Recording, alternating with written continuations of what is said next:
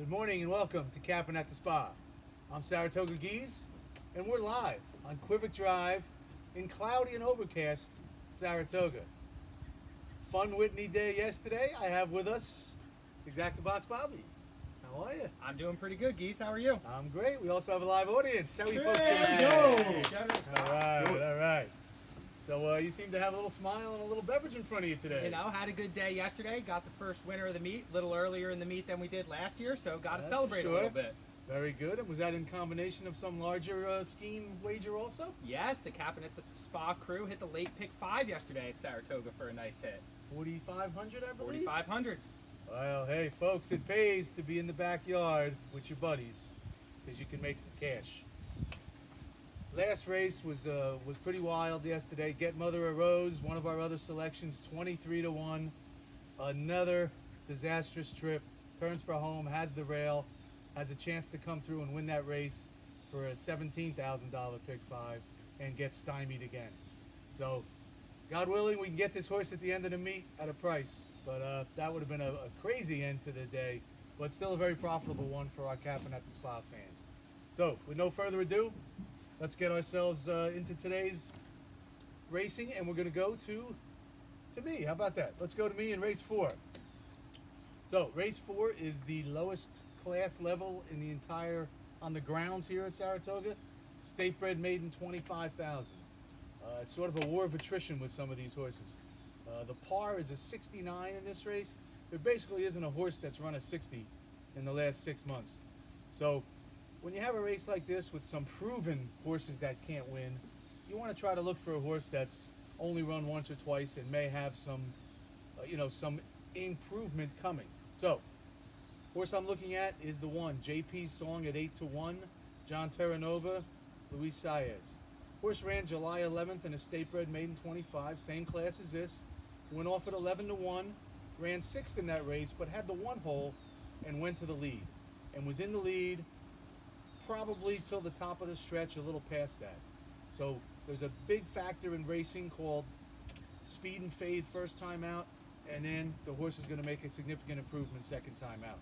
He has the rail again, which I'm not crazy about, but has proven can get to the front from the rail. Big rider change from a Bug, Marav, to Luis Saez, who actually, Saez was the rider of the 7, who's 5-2 on the morning line here last time out. Yet, between the jockey agent and whatever circumstances, turns around and lands on the one horse today, 8-1 morning line. So, we're going to take a shot in the State Bred Maiden 25 with JP Song. Let's get to race 8, and we're going to go to Exacta Box Bobby, see if he can stay hot. Certainly hope so. Race 8, state bred, first level allowance, going 6 furlongs on the dirt. Good race. I think I'm going to go with the 3 horse, Ricken, 6-1 on the morning line. David Donk, Lee Cardenas. This horse has been awesome this year. 2 for 2, 2 really solid wins, and a non-winners, a 3 lifetime claimer, and now a starter allowance. Now he's stepping up to the state bred allowance ranks, but I don't think this is the strongest field for this level. And he just has the best, most recency, best form. He's got a ton of early speed. There's a decent amount of early speed in this race, but I think he's going to be the speed of the speed. Get to the rail, get to the lead, take him wire to wire. There's a couple interesting points about the favorites in this race. The 11 horse, Fort Worth, 8-5 morning line, coming off a 1.5 year layoff. So you just can't take a short price on a horse like that.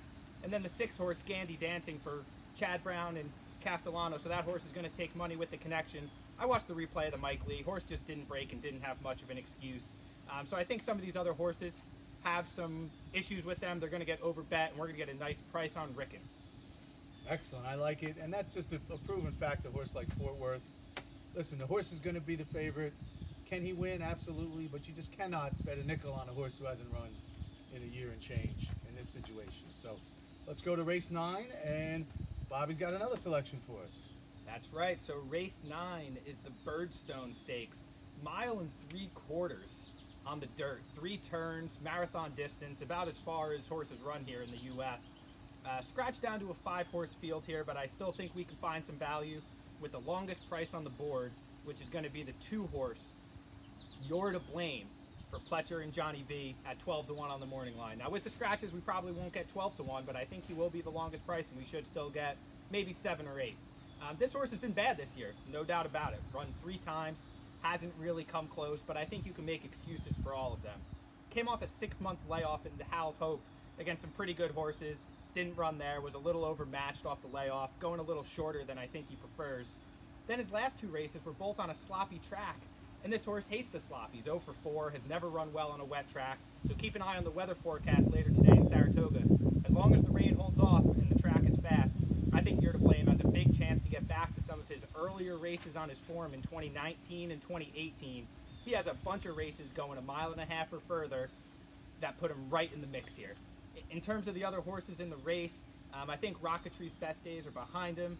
I think Moretti, who's going to be the favorite, is really dressed up off that win in the slop and the flat out. Other than that, most of his form, he's pretty consistently slower than almost everyone else here. So I think I'm going to go with You're to Blame, longest price in the 5-horse field. And if you want to hook him up with another horse, I think Expert, the 3 horses in there with a chance as well. Okay, excellent. And there is value in those smaller fields, but sometimes you got to look a little deeper. We're going to go to the 10th race here, the bailout race, and I'm going to give us a fairly big bomb here. Again, maiden 30. So we're really a bottom of the barrel type of class horses here. It's 1.1 1/8. There's a good chance there's only 1 or 2 horses in this race that are going to seriously get the distance and actually be doing any running at the end of this race. And there's 3 speed horses in here. The 1, the 3, and the 5 all show speed. The 1 and the 3 are the 2 morning line favorites, and you know, very suspect as far as getting the distance. The 9 height is going to be could be very tough. Fed Funds won back yesterday, I believe it was. The horse he ran second to. That horse has a decent shot at 9 to 2, but again, has never been close to the distance. I'm going to go with Bubba Chuck, number 7, 15 to 1 morning line. David Canizzo and Kendrick Carmouche. This horse, first race of his career in February at 1.1 1/8 in a maiden special weight. Runs 5th, beaten 9, and runs a 50 buyer, which is just as good as anybody else in here. The horse that ran 3rd in that race came back and won a maiden special weight. So there was some talent in that race. They take him off 4 months, they run him on the turf in another maiden special at 50 to 1 and doesn't run at all. So you just throw that race out. 5 excellent works at Saratoga. This horse has been training up here since the middle of June. So they're pointing to this race, they're dropping, it's go time. If that horse has any talent, he's going to show it today. And we're going to hope we get double digits on him, and maybe we can take a shot here in the finale with the 7-horse Bubba Chuck. And there's a little bonus due to Bobby's nice win, $18 horse yesterday. We're going to give you a quick exacta box in the 7th race. What do you like? That's right. We're going to do an exacta box special in the 7th race, 25,000 claimer, sprinting on the turf. I like the 8, Kitten's Cat, wheeling back for Linda Rice and Jose Ortiz. This horse ran here at Saratoga this Wednesday, a couple days ago, in a race against much better horses. Was running in a 2nd level allowance with an optional claim of 62,000.